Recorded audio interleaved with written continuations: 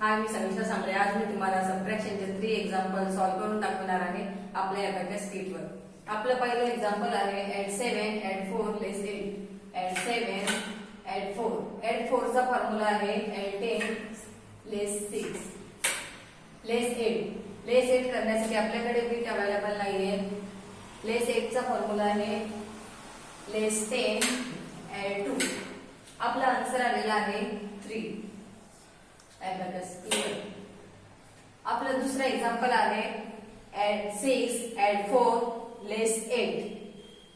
add 6 add 4.